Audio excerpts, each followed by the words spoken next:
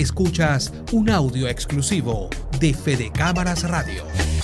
Vamos a conversar con el señor Juan Andrés Sosa, presidente de la Cámara de la Construcción. Cuando hablamos de contracción económica, igual que cuando hablamos de crecimiento económico en los países, uno de los índices que sirve para medir estos términos es precisamente, y uno lo ve, pues la efervescencia en el área de la infraestructura, de la construcción.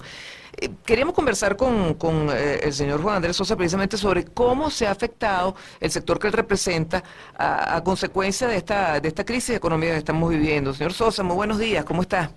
Buenos días, Maestro, gracias por la invitación. Muchas gracias a los oyentes. Bueno, a ver, cuando un país está en efervescencia y en bonanza, lo primero que se ven son precisamente, hasta visualmente, pues vemos cómo fluye y cómo hay construcciones por todas partes. Actualmente, pues vemos que, por ejemplo, en Caracas, en sectores muy reducidos. ¿Qué está pasando? ¿Cómo está el sector que usted representa? Isabel, bueno, mire, el sector construcción hoy en día enfrenta la crisis más grave que en toda la historia republicana de Venezuela. Nosotros tenemos el PIB construcción, ha venido cayendo por 10 años consecutivos. El sector público de la construcción viene cayendo desde el 2012 y el sector privado de la construcción otro tanto. Eso ha llevado a una paralización de más del 90% del sector construcción, con una pérdida de empleos de alrededor de 1.200.000 empleos. La razón de esa parálisis se debe a múltiples factores, pero fundamentalmente a una situación, a un diseño por parte del gobierno de paralizar, vamos a decir, el sector construcción, y la poca inversión que realizó el gobierno, a pesar de haber tenido la mayor riqueza que haya recibido países algunos, concretamente Venezuela en toda su historia, de una desinversión total. En materia de, y por supuesto una inversión, además de reducida, una inversión mal hecha, porque se pagaron sobreprecios extremadamente altos. Sí. Ahora, ¿cuáles factores han influido? Bueno, mira, el primer factor pues que influye es la materia prima. Desde que nacionalizaron, pues, las empresas cementeras y siderúrgicas, la productividad de esas empresas se vinieron a cero. Hoy en día Sidor no produce ni al 6% de capacidad, las cementeras producen a menos del 30% de capacidad, a pesar de que se incrementó, pues podemos decir, la capacidad de producción con una planta que se llama Cerro Azul, donde se han invertido alrededor de unos $600 millones con los iraníes, y todavía no ha salido el primer saco de cemento. ¡Qué barbaridad, señor Sosa! Pero eso no queda ahí. Todo lo que es el circuito de aluminio está totalmente paralizado. Bauxilum, que es el primer eslabón, como sabes, donde se produce la bauxita, que después se le entrega a Interalumina para producir la alumina, que posteriormente se le entrega a Alcasa y a Benalum. Está en cierre técnico, con lo cual, en consecuencia, todo el circuito de aluminio está en cierre técnico. Alcasa está apagada ya desde hace meses. Bauxilum no queda ni el 10%, es decir, hay una destrucción total de lo que son de las empresas básicas de Guayana, por malos manejos, por desinversión, por incapacidad en la gerencia. Ahora, por otra parte, no menos importante, y el sector público, de alguna manera, lo que hablamos de obras públicas, hoy en día ostentamos el penúltimo lugar en infraestructura a nivel latinoamericano, de acuerdo al baremo que hizo la FIC. Eso se debe, entre otras cosas, pues que se invirtió poco y se invirtió mal. ¿Por qué decimos se invirtió mal? Se invirtió mal porque se contrataron unas empresas extranjeras, muchas de ellas sin ningún tipo de licitación, algunas de ellas vinculadas al caso Lavajato, donde de alguna forma cobraron precios exorbitantes que representaban hasta 10 veces el valor de la obra. Sí, todo el tema de la empresa Odebrecht, que aquí llegó también, pues, con mucha fuerza. Bueno, pero es que el tema de la empresa Odebrecht, en conjunto con otras empresas que formaron parte de ese combo. Entonces, cuando tú ves que, por ejemplo, obras como el nuevo puente sobre el río Orinoco, el último presupuesto sobrepasa los $3.000 millones, y es un puente que no sirve a nadie, y resulta que el costo internacional de ese puente son $1.000 millones, entonces tú te preguntas. Claro.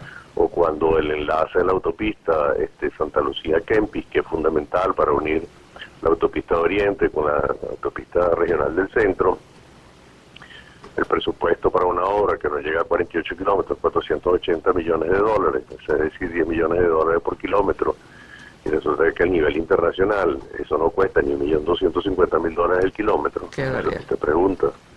O el caso, por ejemplo, del cable tren de San Agustín, donde es menor en dimensión y en altura, en longitud y en altura que el de Medellín. El de Medellín costó aproximadamente unos 40 millones de dólares y el nuestro costó 318 millones de dólares. Ahora, señor Sosa, una pregunta por el gobierno, por ejemplo, se ufana en grandes obras construidas en relación a este plan de las viviendas, y vemos que todos los jueves hay un jueves de vivienda. O sea, ¿realmente eso ha impactado de alguna manera este tema de la construcción? Bueno, fíjate, nosotros vivienda hemos catalogado en particular la gran misión vivienda como la gran estafa al pueblo venezolano. ¿Y por qué la gran estafa al pueblo venezolano? Bueno, en primer lugar, porque las cifras que dice el Estado no pueden estar más alejadas de la realidad. Si tú hubieses construido, como dice el Estado venezolano, 2 millones de viviendas, y hay aproximadamente 4 habitantes por cada vivienda, tú hubieses otorgado vivienda, vamos a decir, a 8 millones de venezolanos. Pero 8 millones de venezolanos significa que el Estado venezolano hubiese construido algo así como 20 veces el Estado Vargas. Imagínese. 4 veces el Estado Miranda, 2 veces el Estado Zulia, o 96 veces desarrollos como el de Caricuao, que tienen 20.000 unidades de vivienda. Imagínese, ¿no? Y eso no Como ha pasado. comprenderá, eso no existe en ningún lado. Claro. Nosotros hemos hecho inclusive encuestas donde solamente reflejan que máximo el 4% de la población durante los últimos 17, 18 años ha recibido vivienda nueva, y entonces esos cálculos no dan sino unas 300.000 unidades de viviendas nuevas. Pero lo que sí es grave en relación a lo del asunto de la vivienda, porque la última vez cuando nosotros denunciamos el sobreprecio que tenían esos contratos las empresas internacionales, más nunca volvieron a dar una declaración al respecto. Pero bueno, partiendo de la base que las cifras dadas por el presidente de la República son ciertas, en noviembre del año pasado el presidente de la República declaró que se había gastado 95.000 millones de dólares para construir 1.150.000 viviendas. Eso te da un promedio de alrededor de $83.000 la vivienda. Wow. Y una vivienda en el mercado internacional de esa característica no cuesta $45.000. Sí. Y si tú le quitas el costo del terreno, el financiamiento, los márgenes del promotor, los gastos de comercialización, los intereses, por supuesto los impuestos, porque no los pagan tampoco, ni los gastos de incorporación, pues esa vivienda no debió costarle al gobierno más de $22.000.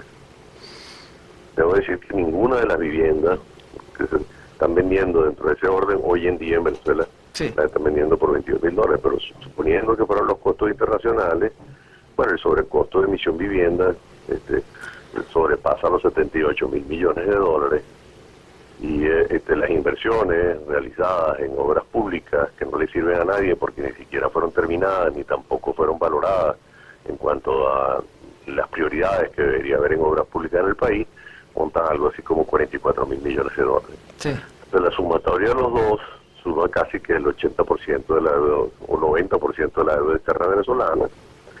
Entonces es importante denunciar y hacerle notar al pueblo venezolano que producto de la malversación, de la incapacidad, se gastaron unas cifras por encima de los 120.000 millones de dólares que no se justifica de ninguna manera. ¡Qué barbaridad! Wow, usted nos ha dado una clase magistral y yo le agradezco, señor Sosa, esta descripción, esta radiografía por demás patética de lo que está pasando con nuestro esquema de infraestructura. Y siempre se ha dicho que un país se mide por la infraestructura que tiene y un gobierno se mide por la infraestructura también que desarrolla. Y bueno, lo que usted está diciendo no solamente no se ha desarrollado, sino que lo poco que se ha desarrollado muy mal, con sobreprecio y precisamente en detrimento del pueblo venezolano. Muchísimas gracias, señor Sosa. Bueno, muchas gracias. Un gran